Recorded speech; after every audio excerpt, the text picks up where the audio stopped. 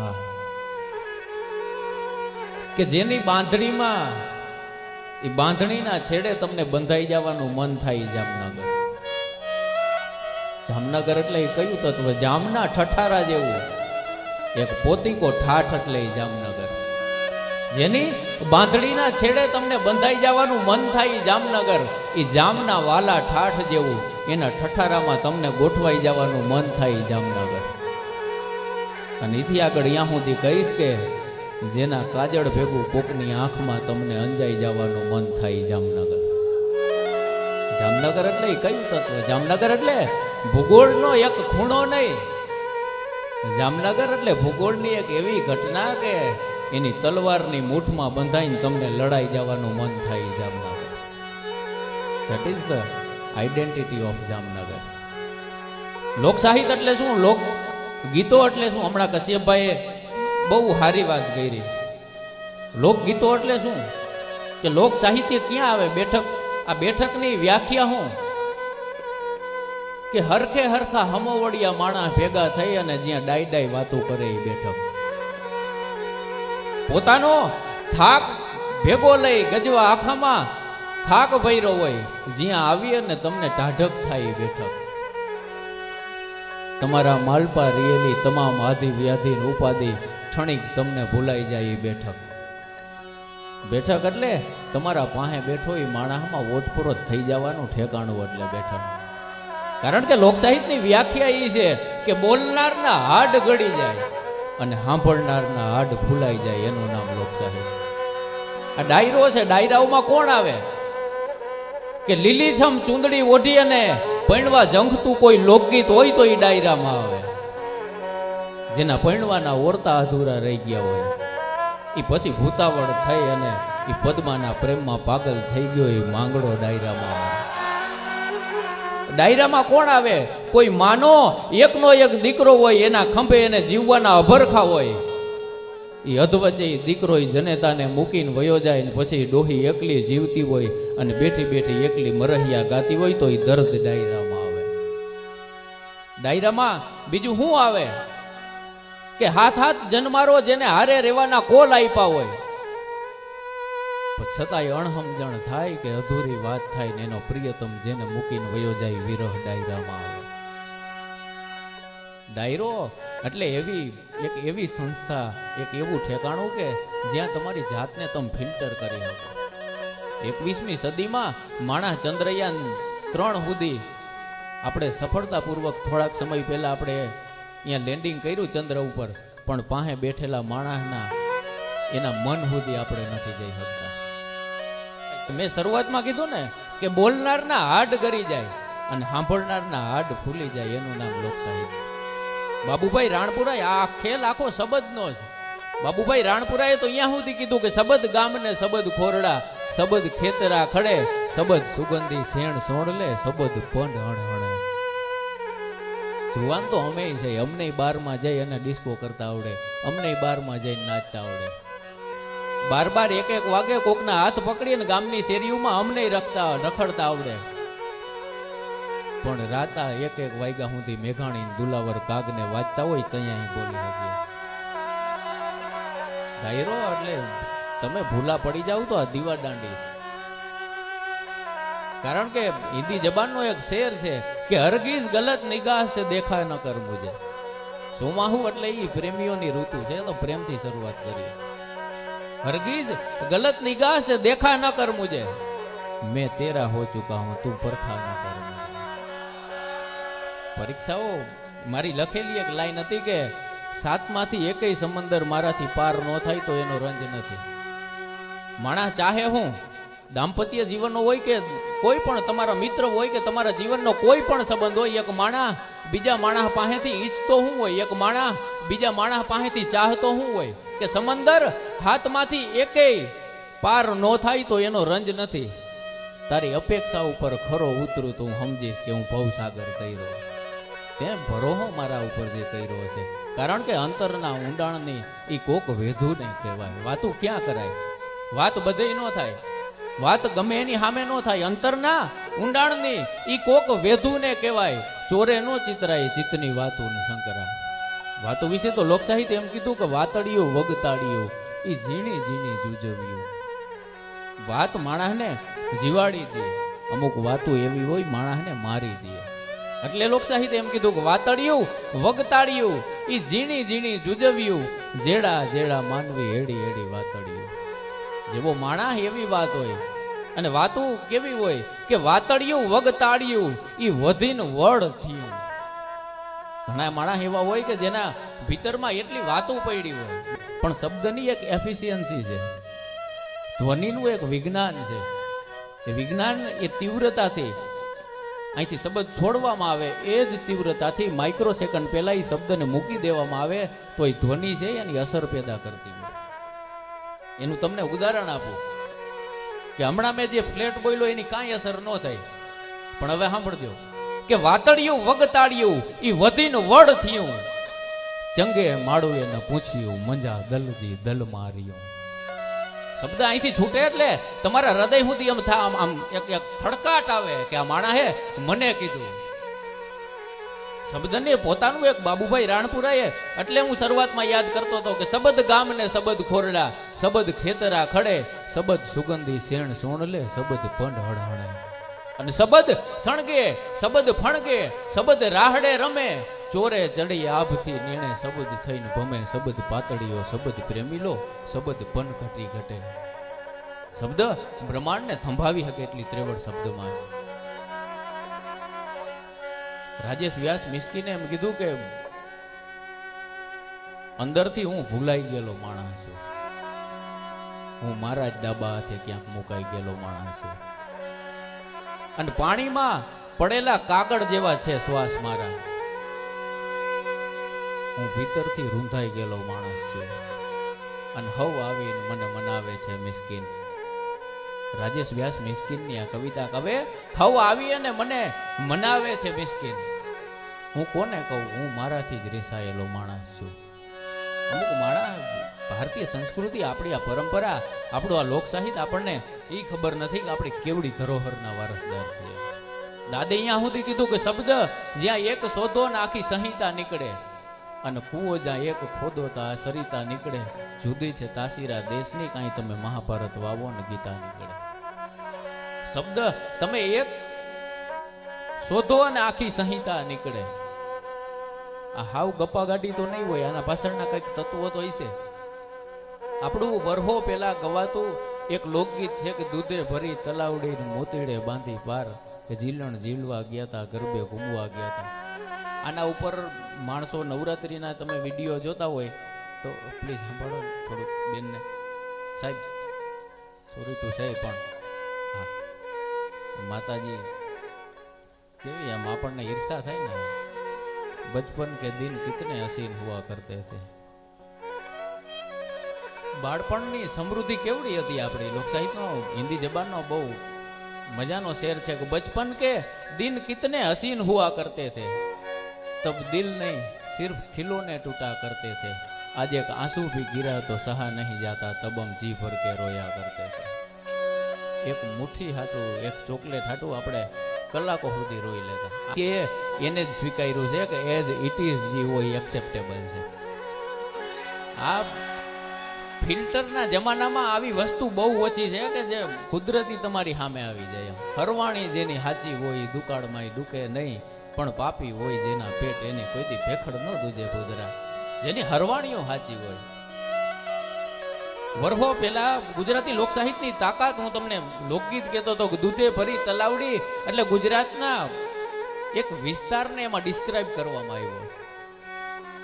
ગુજરાત બહાર પહેલા ગુજરાતના આપણો સૌરાષ્ટ્રનો જે વિસ્તાર છે એ દૂધે ભરી તલાવડી એટલે સૌરાષ્ટ્રનો આપણો જે વિસ્તાર છે અહીં માલઢોરને રાખવામાં આવતા. અહીંયા સૌથી વધારે પશુઓને રાખવામાં આવતા. ખેતી અને પશુપાલન એ આપણો સંકળાયેલો જે બે વ્યવસાય હતા. દૂધના આપણા વેપારો, મોટા પ્રમાણમાં પશુઓને રાખવામાં આવતા. એટલે આ પ્રદેશને કીધો કે દૂધે ભરી તલાવડી અને મોતીડે બાંધી પાર. એટલે એટલા માટે કે સૌરાષ્ટ્રની ફરતે સમંદર છે, સમુદ્ર છે. એટલે કોઈ માણસે આવી અને બીજા માણસને ગુજરાતની સૌરાષ્ટ્રની ઓળખાણ આપવા માટે થઈ અને એને કીધું કે આ દૂધે ભરી છે તલાવડી. એટલા માટે કોઈ હારા ઇન્ટેન્શનથી નહીં. સૌરાષ્ટ્રમાં સ્મગલિંગ હમણાં થોડાક ટાઈમ લગભગ એકાદ કે 1.5 વર્ષ પહેલા અમારા પડાણામાં 300-250-300 કરોડનું ડ્રગ્સ પકડાણું હતું. એના મૂળ અહીંયા લોકસાહિત્યમાં છે, દૂધે ભરી તલાવડી મોતીડે બાંધી પાર. સમુદ્ર જેની નજીક હોય ને સ્મગલિંગ કરવું બહુ હેલું પડે. કાંડ જેટલા થાય એ બધા એના જવાબો સાહિત્યમાં જ છે. આપણે અહીંયા હમણાં લેટેસ્ટ એક રિસર્ચ થયું છે કે ભાઈ ડિપ્રેશનમાં જે લોકો વધારે હોય ને એને સૌથી પહેલી તકલીફ પાચન ક્રિયામાં પડે છે. પાચન ક્રિયા જે માણસની નબળી હોય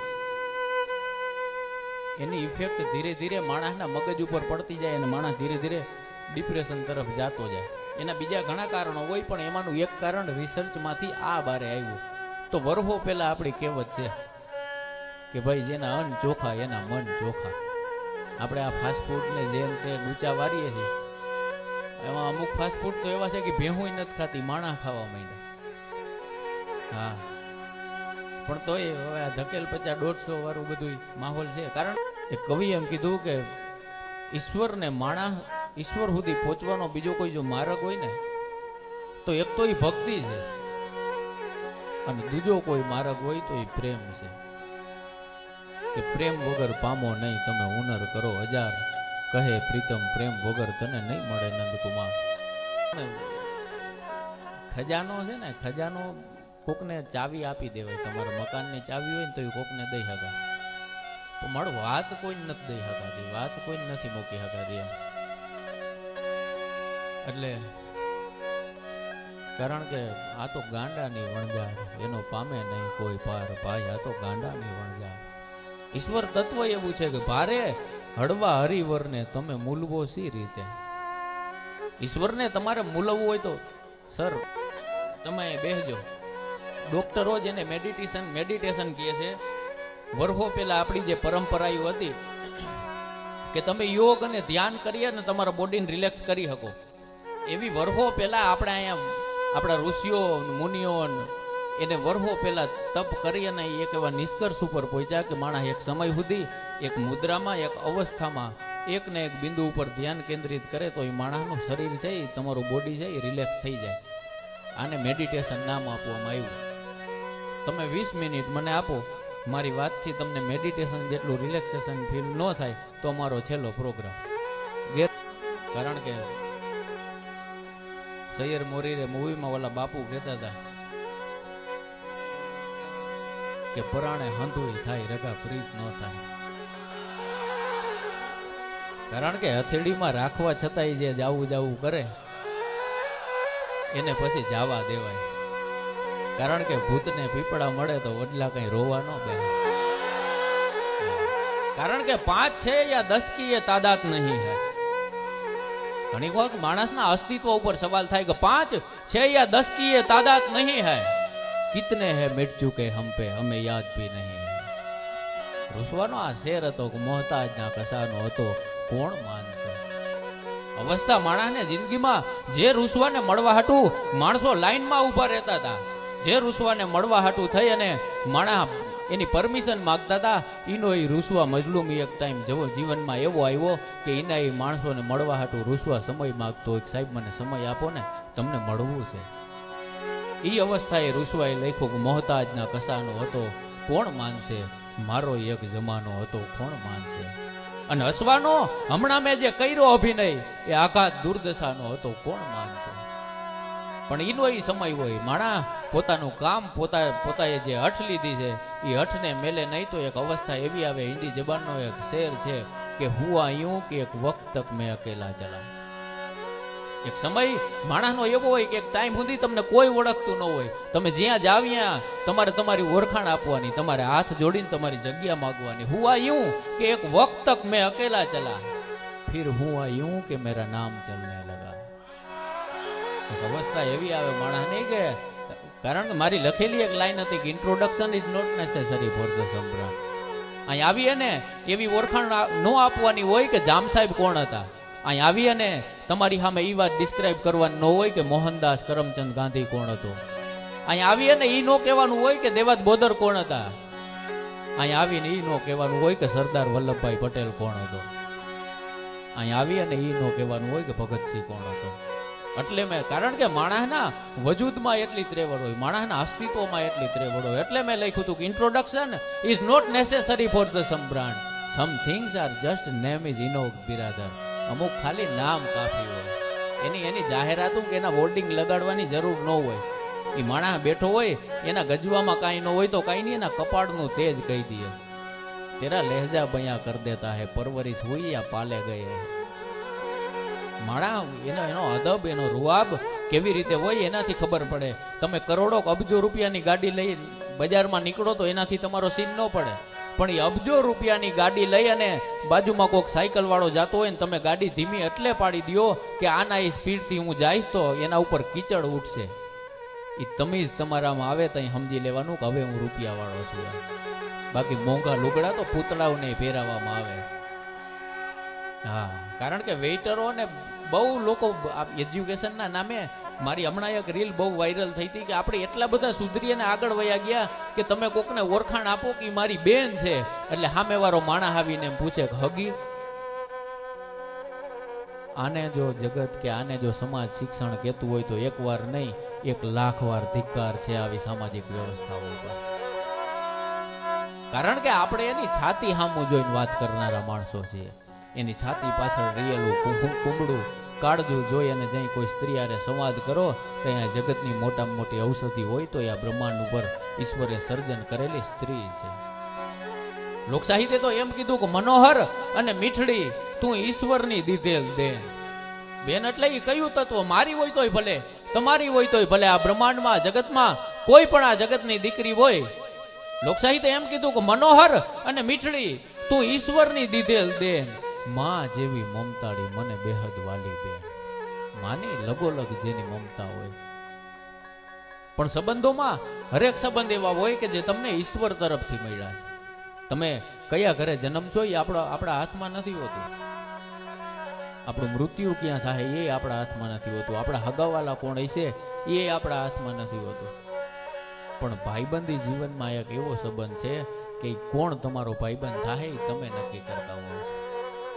માણસના જીવન પર્યંત સૌથી વધારે તમને જો તમારી કોઈ મોંઘી મૂડી લાગતી હોય ને તો માણસને એનો ભાઈબંધ લાગતો હોય.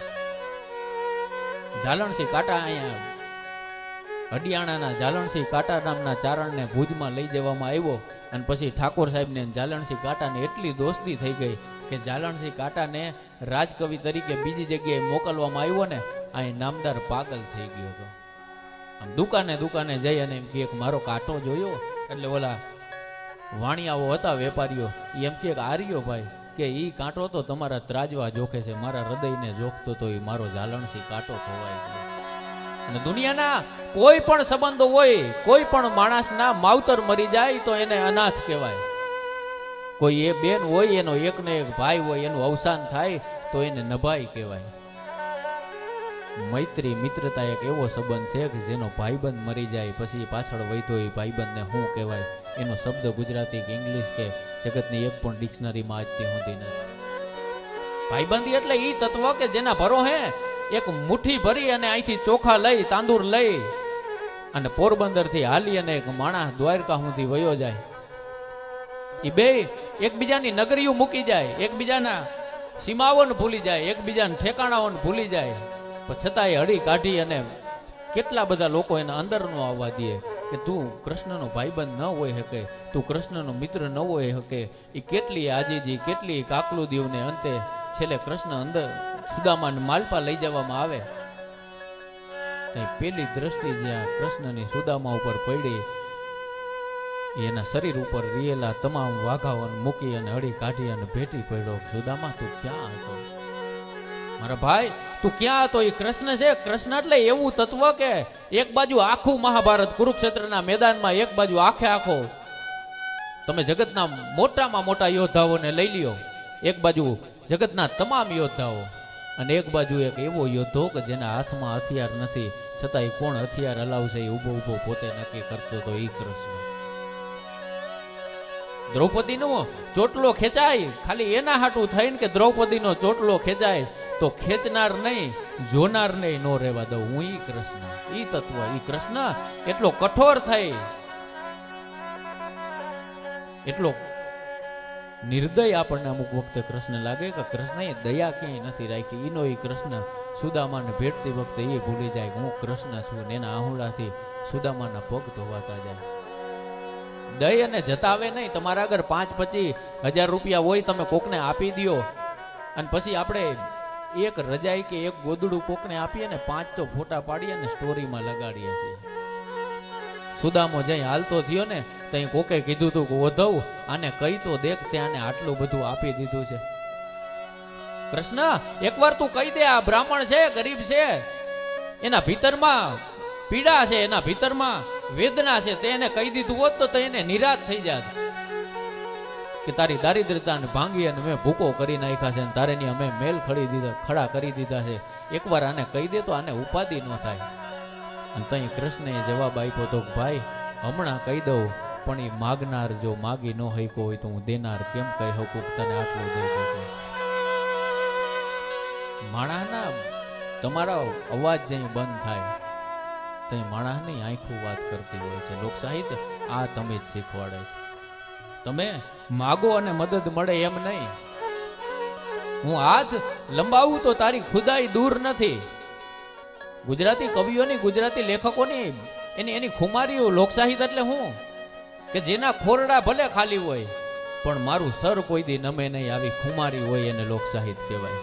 કે હાથ હું મારા 2 ફેલાવું તો તારી ખુદાઈ દૂર નથી, પણ હું માગું ને તું આપી દે વાત મને મંજૂર નથી. માગવું તો માણસે તઈએ પડે કે તમારા ભેરો રેનાળો માણસ તમને ઓળખી ન હઈકો હોય. હાથ તો તમારે તઈએ લાંબો કરવો પડે કે જઈ તમે વરહોથી એકબીજાને ભેગા રહેતા હોય પણ એકબીજામાં એક નો થઈ હઈકા હોય. અને આવા 2 એકમેક થઈ અને 2 પાત્રો રહેતા હોય ને પછી નોખા પડે તઈ નાજીરની લખેલી એક ગઝલ યાદ આવે કે ધરી રૂપ મંજિલનો ઉતારા પણ દગો દે. તત્વો માણસને મુકાવી ગયું હકે કે ધરી રૂપ મંજિલનું ઈ ઉતારા પણ દગો દે. ઈ ઠરી જાહે એમ માનીને મેં નઠાયરા, ખબર ક્યાં હતી આ નજીવા તીખારા પણ દગો દે. અને હવે વિશ્વાસમાં ન લાવશો, હું વિશ્વાસમાં નહીં આવું, કારણ અમારાનો છે અનુભવ, અમને તમારા પણ દગો દે.